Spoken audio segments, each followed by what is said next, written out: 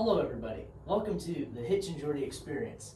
This is our first ever podcast, and it will be our only podcast unless we get a grand total of 4 billion views. That's right. We really want you guys to like this before we decide to do this again. Anyways, our first topic will be the age of exploration. So, Hitch, what do you think? What are the reasons for that? Well, one of the reasons was the 3 G's, which stood for God, Golden Glory. Interesting. And they wanted to do that because, some of them wanted to seek out religion, others wanted fortune, and other people wanted to leave a legacy. Huh. And another one would be more land equals more power. Okay. If you had more land, you can be more dominant, get more resources to fight wars, and you can have more power from that. And then they had to find new trade routes because all of a sudden the Ottomans were like, screw you guys, we're cutting off the Silk Road, the main trading route over there during this time. They just decided to move around it. Yeah, they just wanted to find different trade routes, and they had to, honestly, if they still wanted to trade with them. Yeah. Well, I also heard that so they explored all over. Even, the new continent in North America, they even went to Africa and they just colonized that, even though there were people there at one point, and they just kind of took it. Portugal, Spain, England, France, the Netherlands, they just didn't care. They were like that. They really wanted all these resources. That's what I've heard. Yeah, I think they were also more of a main power, during this time. Yeah. So, probably, I'd say, just change the world for, the good. Oh, yeah, 100%. It's influenced a bunch of modern world countries today. Right. And obviously, because, without yeah. England finding, or Christopher Columbus coming over, even though, he did. Sure, he found the new world, but we wouldn't have our country that we live in, so. Yeah. It ended the Silk Road because they found new trade routes to India. And so if they found new trade routes, what's the point of using the Silk Road again? Right. It created a rivalry between Spain and Portugal because they're both trying to seek out power because they're right next to each other. It set up the Columbian Exchange, where it exchanged goods and people, disease, and culture, and the new and old world between the new and old world. Sent goods like fruits, oats, wheat, livestock, and sugarcane. Many diseases got spread during this, and it was because when you take isn't that what killed off all the natives? Yeah, we brought a bunch of new diseases over here, and they weren't accustomed to it, and they just back then they had no medicine, so they'd die. Some of the diseases were smallpox, influenza, typhus, and measles. And measles. Measles? Yeah, that word. That one. And we brought people to the New World in exchange for corn, tobacco, potatoes, turkey, and syphilis to Europe. I feel like those people that were already there, they just hated all these new people, claiming and Yeah. I'm sure it would have been hard to colonize it, working against all the natives, Yeah, I didn't really think the natives liked it because, who wants to, someone comes in your home, this is my home now. Yeah. Yeah, and just to give you a disease, just to give you measles. Yeah. That would suck. But overall, I think it was a pretty interesting topic. Yeah. I think without it, we wouldn't have had a lot of advances in history. It would have just stopped, and we would have been, we'd still be in Europe, Hitch. Yeah. Thank God for the age of exploration. Now, we're going to go to commercial break, and then we'll be right back. Drink Prime. I don't want to drink Prime. Drink Prime. Drink Prime. Or else. Welcome back to the podcast. Now we're going to the next part. It's enlightenment period, and I think this is pretty interesting. Okay. Yeah. Personally, it's it legit changed the world. Yeah, and it's man, maybe we should start thinking for ourselves. Yeah. What caused it? Struggle with authority. Man, people can just convict you for no reason, can kill you for no reason. Yeah, The if king, the king didn't like you, if Yeah. it's like, you smell, yeah, Guillotine. your haircut's bad. I don't like it. You're dead. You're gonna be, you're gonna be beheaded. It was get bad. thrown in the lion pit. New ways of reasoning, like the scientific method, Mhm. and so they would start to question more things, such as like, why does the sun? Why are we really the center of the universe? You know? Yeah. Because I mean, we aren't. But, or is the Earth really that flat? Yeah. But I mean, it is. Yeah, we all know the Earth is flat. Yeah, That was one idea that they were wrong on. Yeah, It's like- been flat, and it's always been flat. People started like not just blindly believing what the church says. Yeah. Because I mean, like, who wants to do that? Well, didn't they used to like the Pope was just like, "Yo, I'm God now," Yeah, it and was. then everyone was like, Yeah. you know what I mean? Yeah, Like that's wrong. Yeah, there's a you know? lot of corruption. Yeah, and they'd be like, you could pay money to go to heaven. Yeah, but that's I not don't think right. that's how that works. Yeah, no. Yeah, no, not at all. Who would you say started creating these ideas? Well, Hitch, I'm glad you asked that question because we have a little game. Name that enlightened thinker. All right, Hitch. So, this enlightened thinker believed in natural rights, life, liberty, and property. He was inventor of the social contract theory, and then he believed in free religion, and he believed that individuals are born blank and shaped by experiences and environment.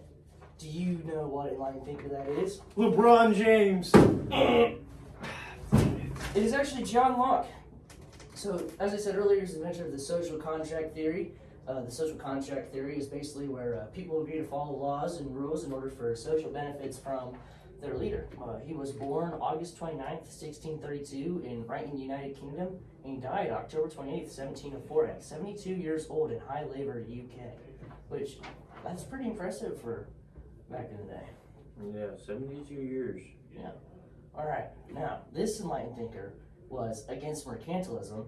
He believed in popular sovereignty, and he wanted no class system. What enlightened thinker is that? Man, this is a hard one. I don't know, honestly. I think I'm going to have to shoot it back to you. Well, you're lucky I have the answer sheet because it is Jean-Jacques Rousseau. So once again, he was against mercantilism, which is the beliefs of profitable trading. He believed in popular sovereignty, which means the government is basically controlled by the people. They vote for people who's in government, and they get to control stuff. And no class system, which meant the upper class couldn't just make all the rules to make them richer and keep the poor poor. You could work your way up. He was born June 28th, 1712 in Geneva, Switzerland, and he died July 2nd, 1778 at 66 years old in Ermenville, France. Now, our next guy, he believed in the right to criticize government, he believed in freedom of press and speech, and he believed in the rule of law. Do you know which enlightened thinker that is? Is this one LeBron? Sadly, no. It's not LeBron James. Close, but not quite. This guy's name is Montesquieu.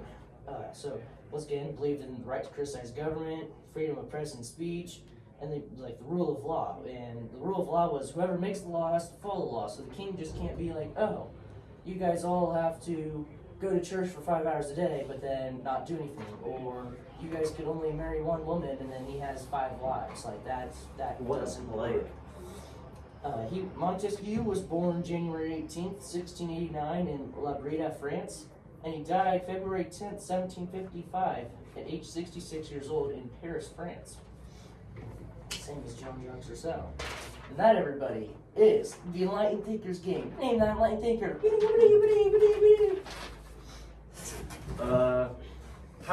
How these ideas are used in the world today, honestly, like Okay. government not allowing a single person to rule. That's why we have democracy. Yeah, I feel like that's like mostly throughout the world. I mean, there's these like exemptions, like North Korea. Don't take that personal, Kim Jong-un, if you're watching this. Yeah. China, even though China says they have a democracy, is it really a democracy? Yeah. You know what I mean? And so, even then, I mean, even Russia, I mean, sure, Putin looks like a single dictator, but he's got people behind him who are funding him and telling him what to do. So even then, that is different than like when King Henry VIII was king, when he was just making all the decisions and screwing it up. So Yeah, and like this really helped us build. This is probably one of the big reasons why America was made. yeah, Is because we were out there. We were tired of the kings. And yeah. all of this. We wanted it to be a capitalist country where it didn't matter if you had 13 cents your whole life until you're 18 years old, you can still work your way up to become a billionaire and rule the country. Yeah, and it's really it allowed for more opportunities, I'd say. Yeah, within 100%. It also led to capitalism. People wanted capitalism. Yeah. Improved on human rights. Mhm. Ordinary people were treated like less like property. And more like actually. Yeah. So like your lower class people weren't these peasants anymore. They could still work. Yeah, they had their like rights and their freedom. They could do what they want on the weekends. They don't have to listen to whoever's in power. And we want to use reasonings to form our own opinions, such as like we can go to all these political parties and Democrats are bad, Republicans are bad, but whatever side you're on, you can just choose whichever one you want and vote for them, which is really, really nice nowadays. Yeah. All right. Well, that was the Enlightenment. We're gonna have a quick word from our sponsor, Prime, and then we'll see you in the next.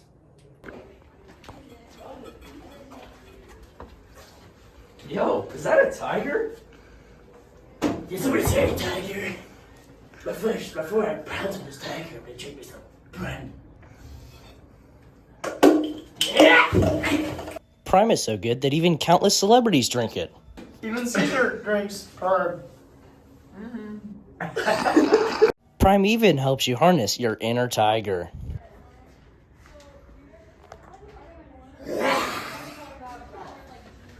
Prime. Maybe someday you could be a tiger.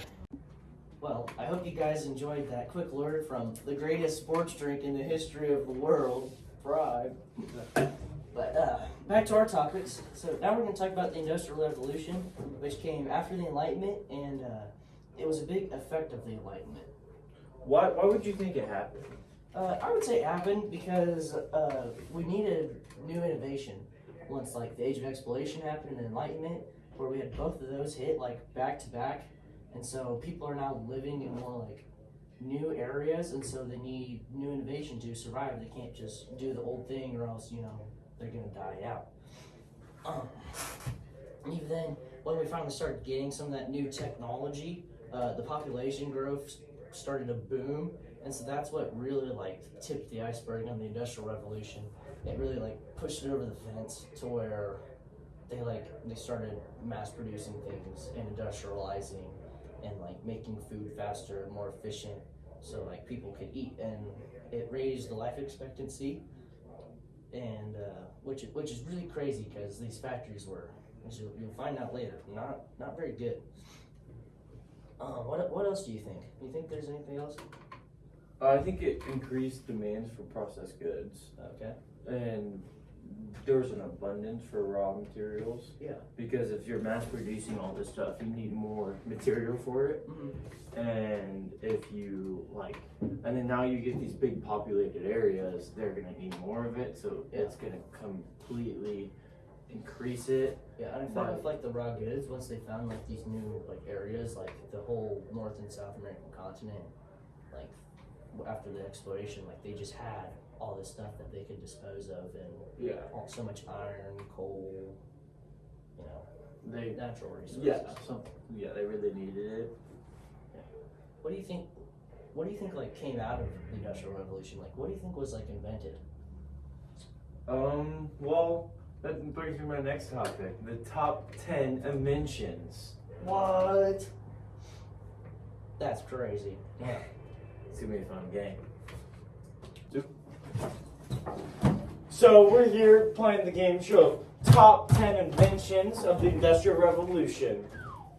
Number 10 Hot air balloon. What is even that? What are you thinking? What a waste of time. Dude, come on, bro. It's a big balloon that uses heat to go sightseeing. It was Yeah, pretty no one cool. cares. Yeah, Number 9, water frame. What's even a water frame? It's a spinning frame powered by a water wheel. Well, that sucks. That's That like sucks you make even a worse than a list. hot air balloon. Number 8, flying shuttle. Oh, did it fly like a spaceship? Handheld tool that would help with weaving. This is monarchy. Hot air balloon is so much better than the flying shuttle. That's terrible. I don't want to That's hear even about that. that. What are we doing Number here? 7, canned goods. It can I like that one. preserve I like that one. food in a I can. like First that one one. that's on the entire list. Should be number 1. 6, spinning Jenny. That's terrible. It is I so hate that. It was stupid that thing. is that really- Why is it that low? That helped. Why is it that low? Why is it that low? Why is it that low? Keep going. Number 5, the cotton gin. What? What do you mean? That The is- spinning gin is infinitely better than the cotton gin. What is that? Did What you is not that? know what you're doing? It takes cotton and separates it from the seeds. That helps. 10 times better, faster, and productive speed. Number 4, the steam engine. This is monarchy! What are you doing? What You is said even something that? bad. You ruined it. You ruined it 4 years. The hot air balloon's better. Don't than ever- that. number Don't ever make three. it listing again. Steel plow. The steam engine's better than that. That's The steel plow. That's a stick with some iron on it. It made agriculture easier. Just You can communicate a lot easier. What do you mean? Not during this time. Oh. And the We carry your first, picture. number 1, the best invention of all time, Locomotive. the light bulb. You can That's see terrible. That is terrible. it. There's literally light bulbs. Light bulbs literally suck. We wouldn't even need Lanterns them. work The perfectly sun is fine, out. man. Why Light is bulbs that are number better. 1? Like the You sun suck. is Those out great right now. making list. That's The it, sun's Tom. out. We don't need light bulbs. Don't ever make What it. about that's a light bulb. I'm gonna find I don't need light bulbs at night. Okay, We're I'm done with sleeping this. at I'm night. hunting down your entire generation. You're gonna wipe you off the planet, Nice. and that's a promise. Well, that was fun. It was real also, but it wasn't real fun. No doubt. Oh my gosh. Some good things that happened because of the Industrial Revolution were like mass production, like we talked about. Yeah. People could make a lot of money, dude, just mass producing things because they needed, like, people needed this stuff. Right. We went more into machines over humans, so we didn't have as much human labor, or hard human labor, I should say. Like, So we could do more. yeah, with less. yeah. Yeah. More options of convenience to where you could be like, well, is this more convenient for us to do this rather than this? And things like that. What were some of the bad things you would Well, say? yeah, I'd say there were a lot more bad things that came out of it. I mean, obviously, we only talk about the good things, but bad things did happen. And one of those bad things was child labor. That was happening a lot.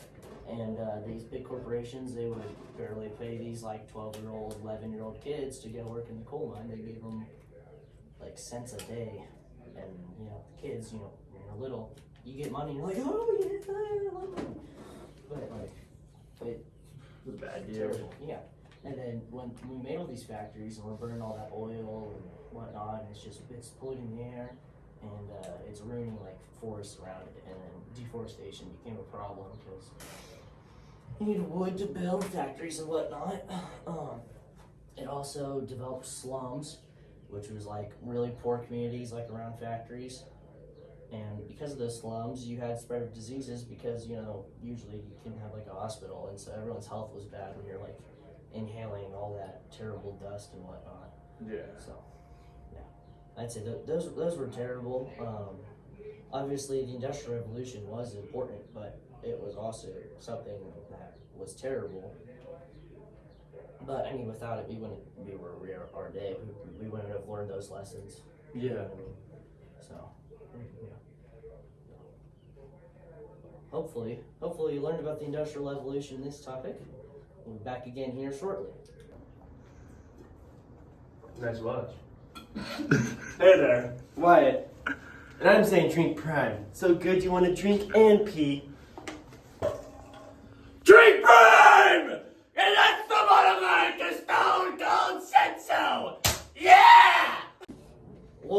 rad gamers to this totally rad podcast. Our next topic will be World War One. This is after the Industrial Revolution. Obviously, the Industrial Revolution helped this. I mean, there's time in between, but then we have World War One. It started with a lot of things.